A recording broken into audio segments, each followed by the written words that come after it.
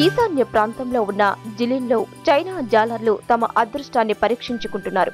గడ్డ కట్టిన జగన్ సరస్సులో చేపలు పడుతూ బిజీగా గడిపేస్తున్నారు.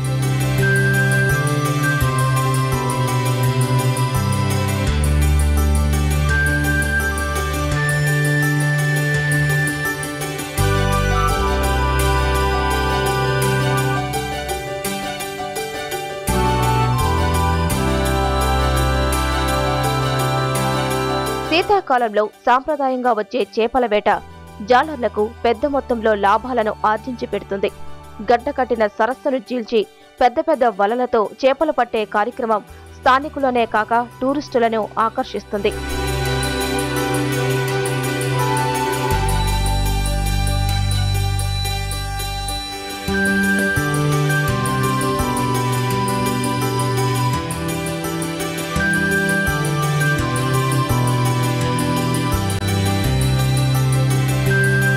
జగన్ సరస్సులో చేపలకు కావలసినంత ఆహారం ఉంటుంది. అందుకే మత్స్యాలు కూడా ఇక్కడే అధికంగా ఉంటాయి. ఏడాది 10 లక్షల కిలోలకు పైగా చేపలను పట్టడం లక్ష్యంగా పెట్టుకున్నారు జాలర్లు.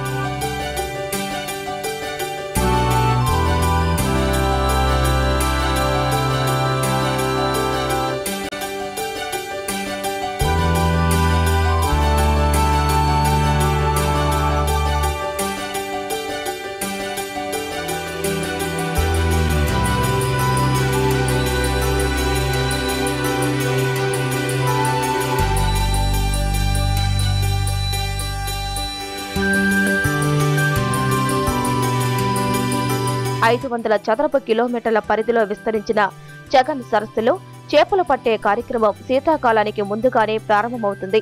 సరస్సు గడ్డకట్టక ముందే 1000 మీటర్ల పొడవు ఉన్న భారీ వలలను జాలర్లు ఏర్పాటు చేస్తారు. సరస్సులోని నీరు గడ్డకట్టిన తర్వాత చేపలతో నిండిన వలలను బయటకు తీసుకొస్తారు.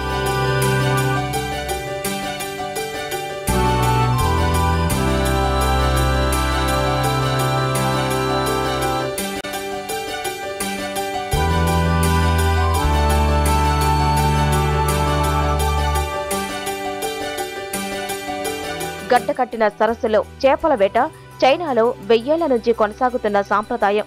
జగన్ సరస్సు నీటిని జాలర్లంతా పవిత్ర జలంగా పూజిస్తారు.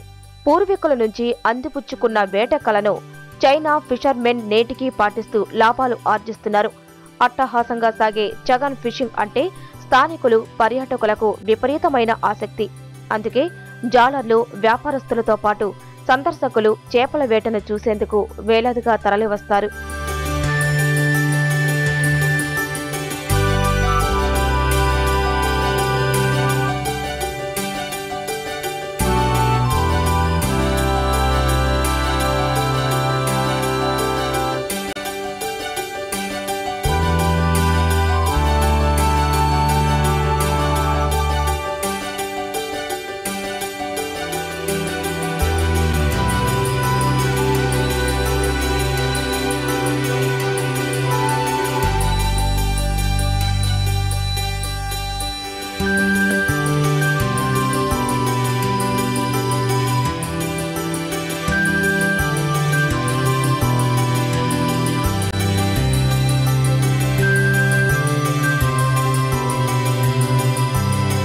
జిలిన్లోని జగన్ సరస్సులో శీతాకాల చేపల వేట కొన్నేళ్ల నుంచి సాంప్రదాయంగా వస్తోంది. వలల్లో చిక్కే లక్షల కిలోల చేపలు జాలర్లకు లాభాలను ఆర్జించి పెడుతుంది. అందుకే వింటర్ ఫిషింగ్కు చైనాలో మంచి గుర్తింపు ఉంది. జగన్ సరస్సు నుంచి సేకరించిన తొలి చేపకే కాక భారీ మత్స్యానికి విపరీతమైన డిమాండ్ ఉంటుంది. వేటలో భాగంగా బయటకు తీసిన చేప $60,000 అమెరికన్ డాలర్లు పలికింది.